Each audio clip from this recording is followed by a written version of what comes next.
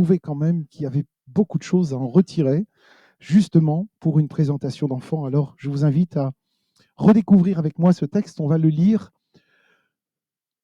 On va lire ensemble ce texte de l'Évangile, cette parabole du pharisien et du collecteur d'impôts, à l'adresse de certains qui étaient convaincus d'être justes et qui méprisaient les autres.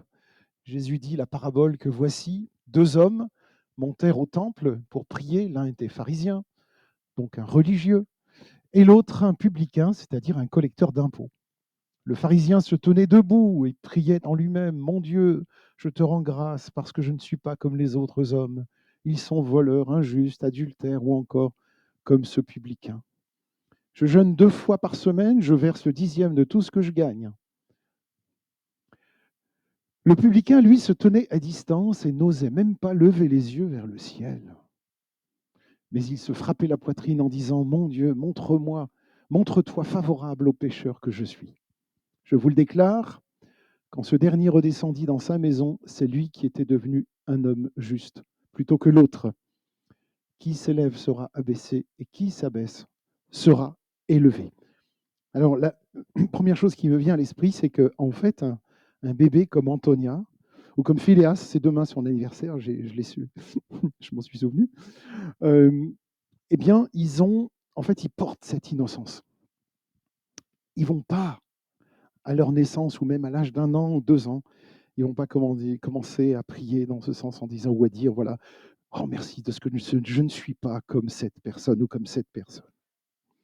Alors, je vous invite à justement découvrir ça, puisqu'aujourd'hui, nous sommes rassemblés pour cette présentation d'Antonia au Seigneur. Et dans un monde où, quand même, la performance, l'apparence compte beaucoup. On ne va pas reparler des réseaux sociaux, mais TikTok, Instagram, enfin pas Instagram, je ne sais plus comment il s'appelle, l'autre Snapchat et tous ces trucs-là, qui peuvent être utilisés intelligemment, peuvent aussi être utilisés pour malheureusement faire beaucoup de mal.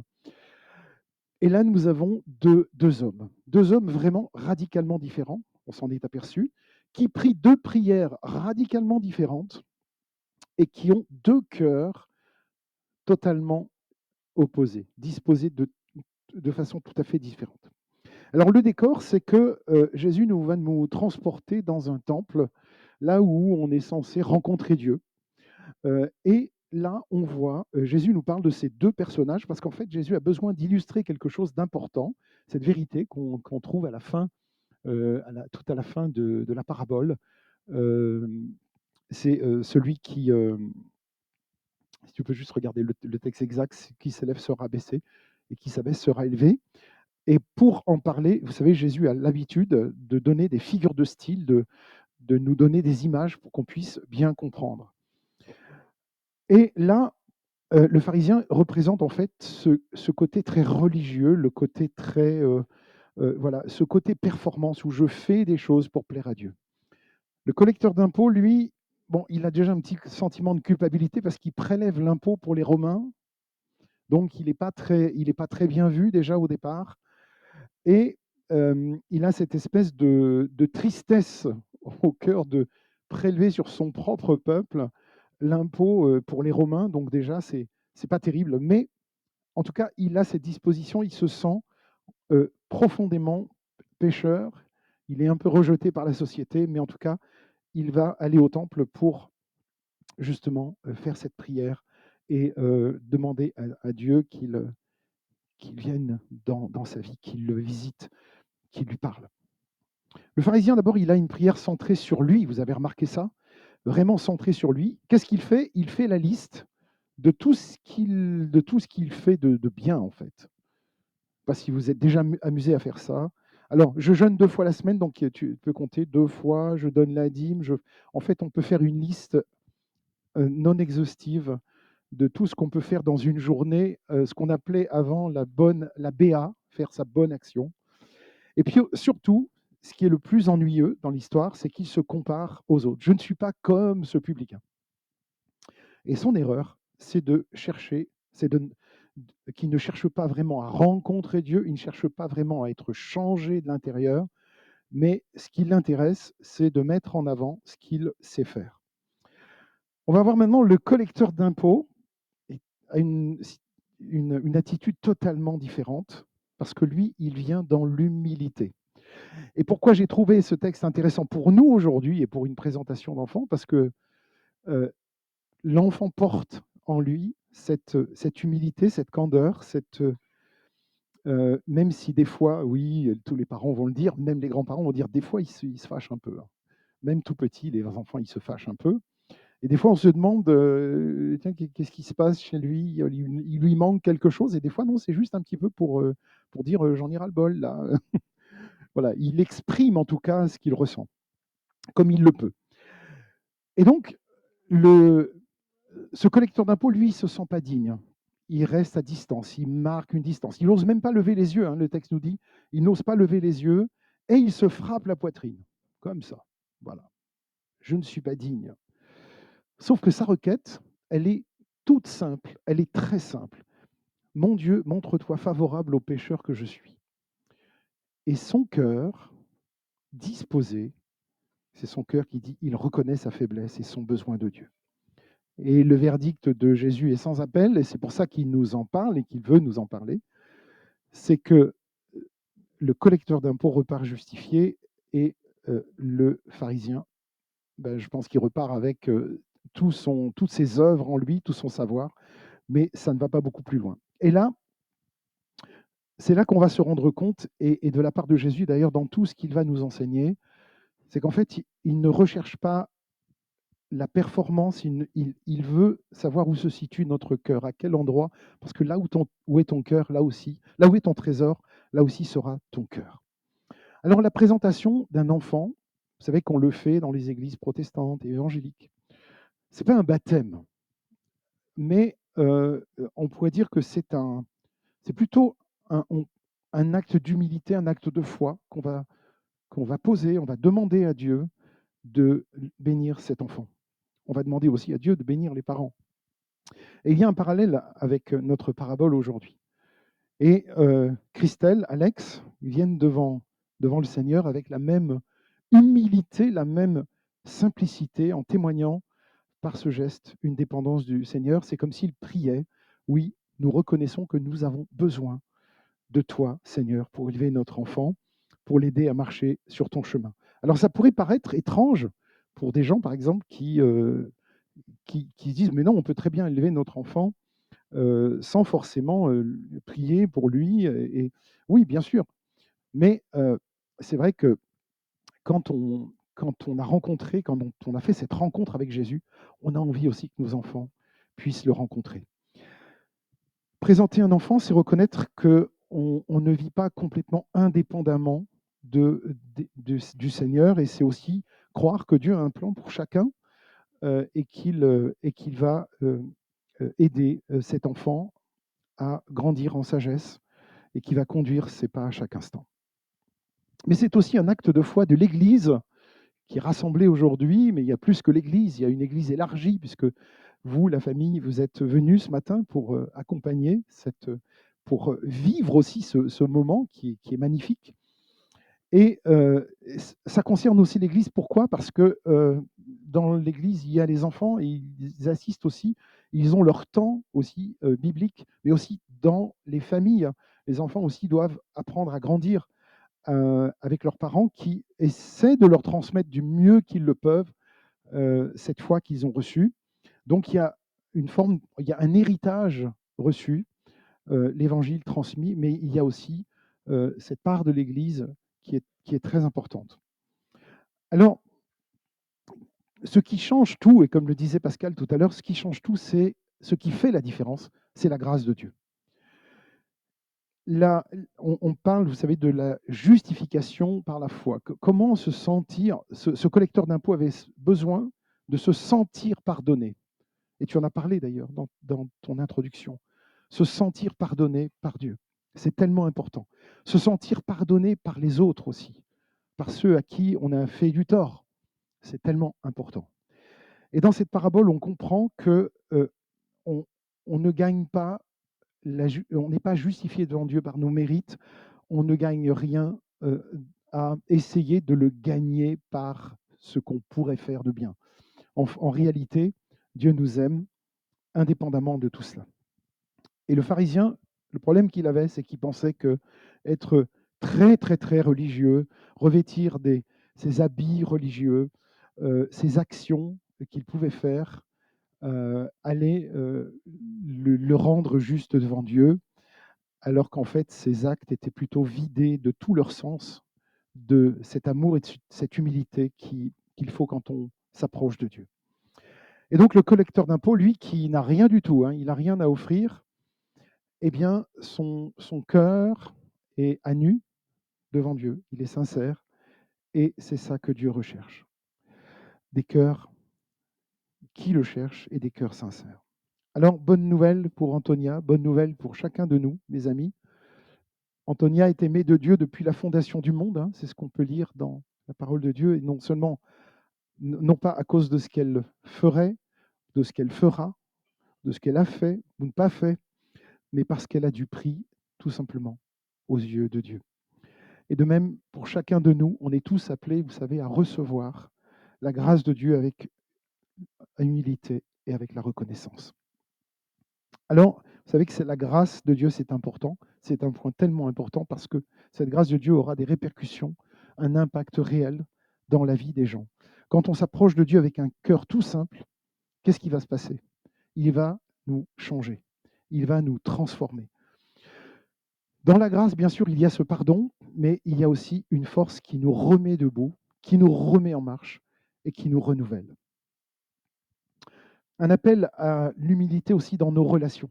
L'attitude du pharisien, vous savez, c'est une attitude qu'il ne faut pas, surtout pas imiter parce que c'est une attitude qui juge, qui compare, qui méprise, alors que Jésus nous appelle à vivre autrement, en humilité et en compassion, à avoir cette capacité aussi de se mettre à la place de l'autre, la capacité de faire l'effort de comprendre l'autre, de le rejoindre dans, dans sa douleur, dans, dans son angoisse, pour essayer de comprendre. Et parfois, quand vous avez des gens qui se jettent sur vous de façon très, très, très rapide, comme ça, sur un mot ou sur une phrase, sachez que c'est un mot que vous avez prononcé qui n'était pas du tout intentionnel et pas du tout méchant, mais qui a fait écho à ce qu'elle avait vécu, à ce qu'elle a pu vivre dans sa vie.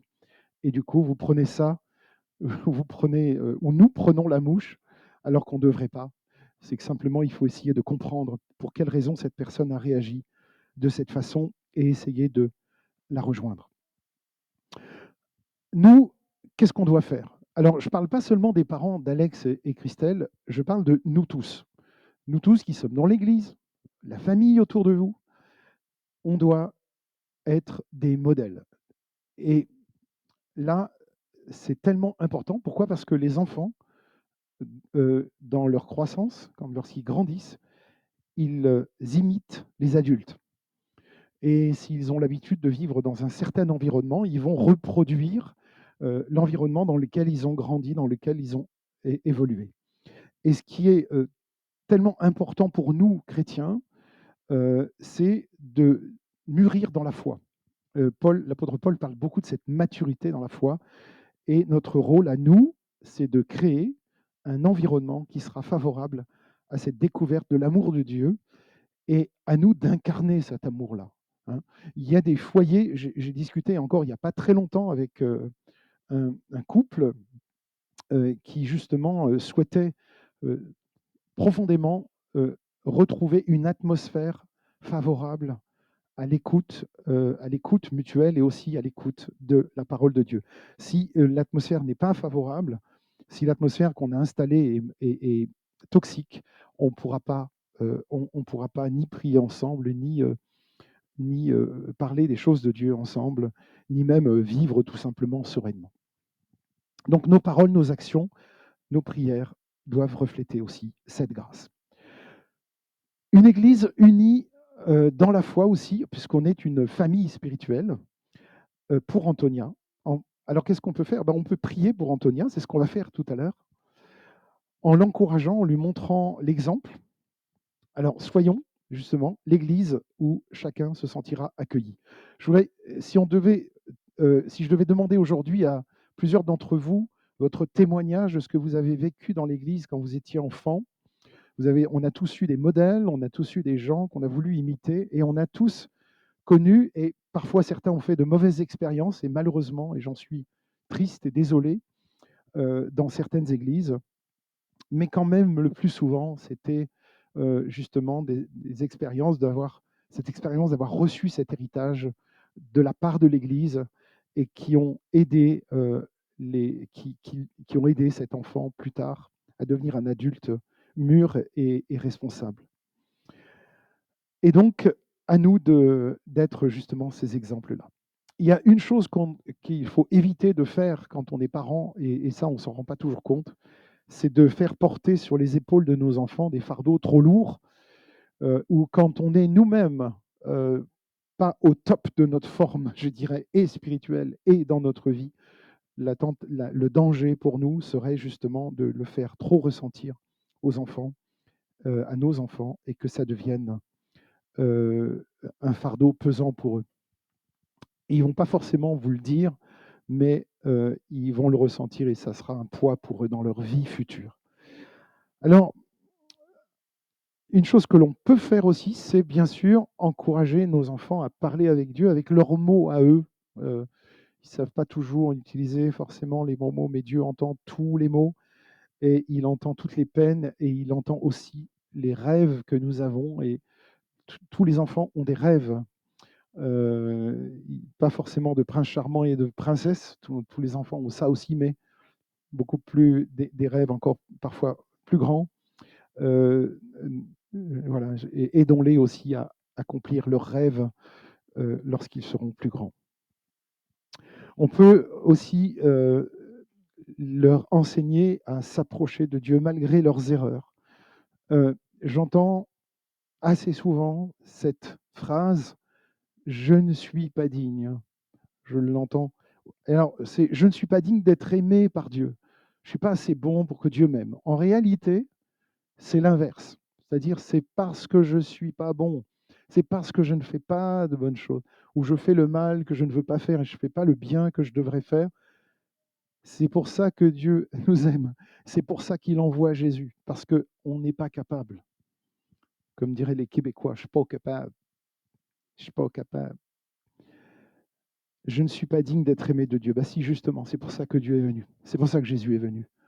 Parce qu'on ne pouvait pas accomplir ce qu'il fallait pour lui plaire. Pour plaire en tout cas à ce qu'il avait prévu pour nous au départ et qu'on a transgressé. Alors, créer un environnement propice à la foi dans l'Église, on le fait, dans les familles, il faut le faire aussi, en créant des moments de discussion autour de la Bible en famille, en construisant un foyer, et ça c'est tellement important, où l'atmosphère paisible reflète la présence de Dieu. Alors, conclusion, le souffle de la grâce. Le souffle de la grâce, c'est quelque chose de magnifique. C'est quelque chose que Dieu nous donne gratuitement. Vous savez, l'air qu'on respire, c'est peut-être la dernière chose qui ne sera pas payante. Et encore, si un jour on a besoin de bouteilles à oxygène, il faudra payer l'oxygène si l'air est trop pollué demain. Je ne veux pas faire peur aux enfants. Ne vous inquiétez pas, il y a encore beaucoup d'azote et beaucoup d'oxygène dans l'atmosphère. Mais un appel à l'humilité, et frères et sœurs, approchons-nous de Dieu avec un cœur tout simple. Dans cette présentation d'Antonia ce matin, c'est pour ça que ça nous fait du bien. Cette présentation, ça fait écho en nous parce que on a envie, on aurait tellement envie de retrouver cette candeur, cette douceur, cette simplicité, ce cœur tout simple d'un enfant. Et du collecteur d'impôts, pour le coup, qui a beaucoup de choses à se reprocher, mais qui finalement a compris que le plus important, c'est d'être aimé de Dieu. C'est pour ça qu'il va dans le temple. C'est pour ça que Jésus nous parle de cette histoire. Il va dans le temple parce qu'il recherche cet amour inconditionnel de Dieu. La présentation d'Antonia ce matin, c'est aussi un appel à la foi. Cette prière pour Antonia, pour ses parents, Alex et Christelle, et pour notre Église.